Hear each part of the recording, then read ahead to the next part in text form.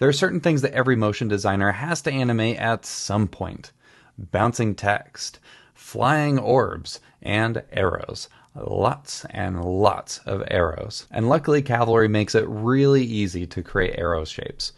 As easy as Alt-click on the arrow tool. Within the arrow shape, you'll see all kinds of different options. You can generate shapes on one end, different shapes on the other end. So I could add this circle to the other end if I wanted to, or a box, whatever you're in the mood for. You can even change the length of the arrow and the width of the arrow's body. But what if you wanted to animate those arrows along a custom path?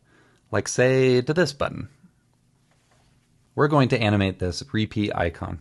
You may have seen something like that on Spotify or iTunes, and all I see is an animated arrow. There's two key ingredients to every arrow. One is a stroke, and two is an arrowhead. We're going to start with the stroke. Now, there's a variety of ways to get a stroke. My grandpa could tell you about 2 of them. I'm just going to focus on 4. My first step is the line tool. Create a basic line.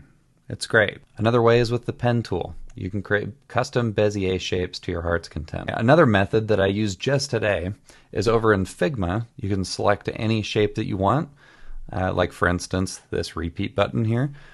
I'm going to right click it, copy as SVG, flip back over to Cavalry, and I just press Command, or you can press Control V for paste. It gives you the option to bring it in as separate layers or an asset layer. I'm going to bring it in as separate layers. And there it is. Now this shape comes in really tiny, so I'm going to double click on this, and let's bring up the scale by 5. Should be okay. All right, so here's our arrow shape. There's a couple of things here. One is this shape is all a fill, and I want to animate a stroke.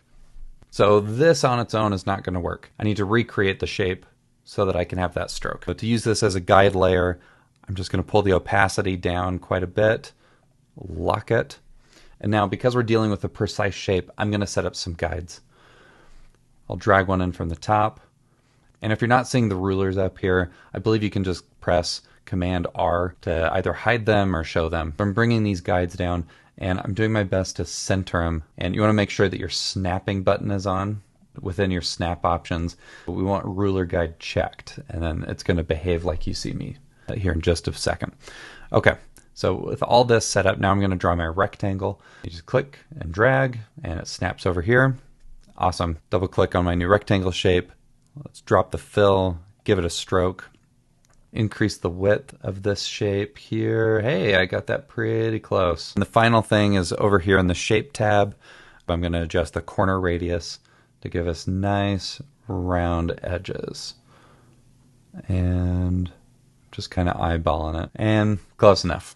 Looks good. So we want this rectangle shape to match the exact stroke from the icon. But you'll notice there's a space here in the rectangle and the icon. Turn this layer back on. Now, all the way up here at the top, we have our shape menu. Up here towards the top, there's this option to make editable. You can also press Control or Command E. So I'm going to click that, and what it does is it creates an editable shape.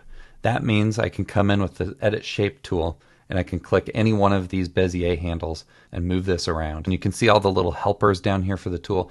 Hold down S. I'm going to click right in the middle towards the bottom, and that creates a new point here in the middle. With that point selected, I'm going to come back up to the Shape menu, go down to Open Contour. So that opens our stroke for us. There's a little bit of the shape that isn't being represented right now. I'm going to click on this final point again, and then come over here to the end of this shape and click right there. And because of the guide, it's pointing me in a straight line. There we have it.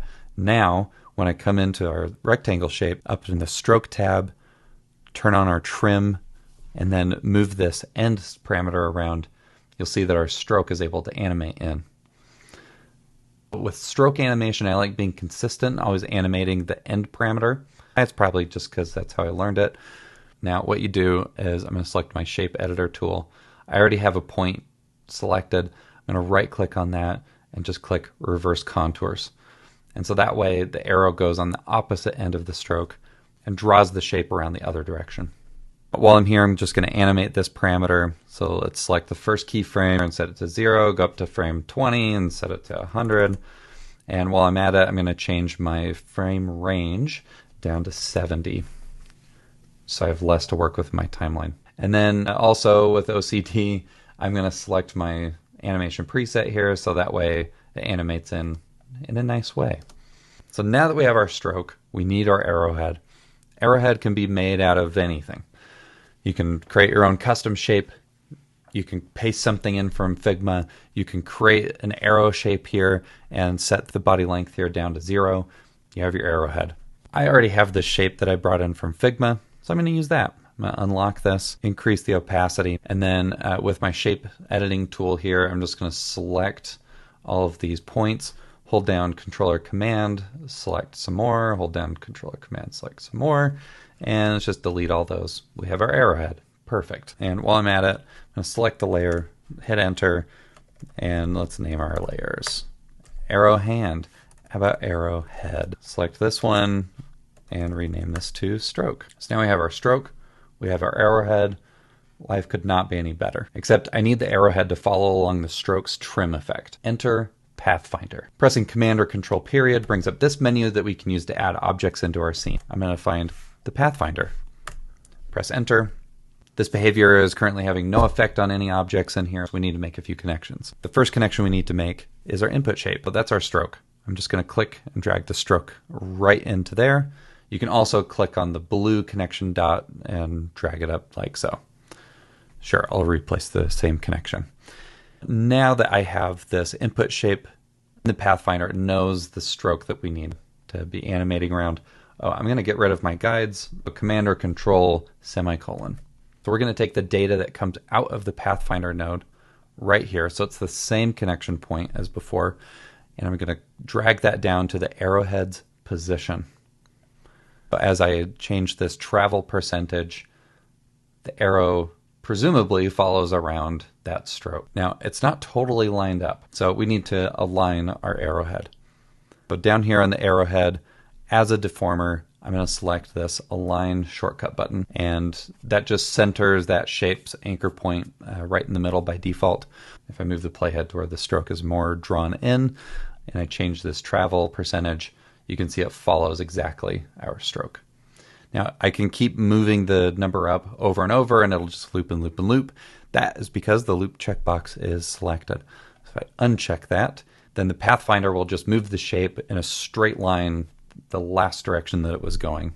So in this case, in the beginning and the end, it just goes in a straight line left or right. I'm going to set that to 0 for now. Okay, we're almost there. Now, I want to reuse these keyframes from stroke end to control our travel percentage. But we've made connections before using these blue circles. You can also make a connection by dragging on these blue percentage icons.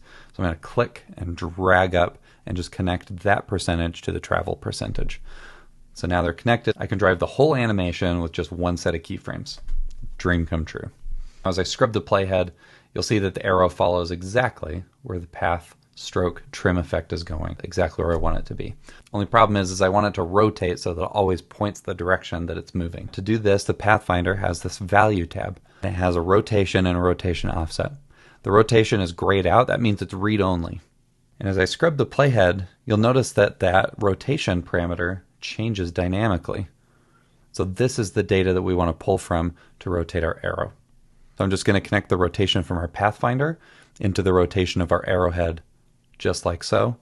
And so as we scrub through, we'll see that the arrowhead is now rotating along with the path.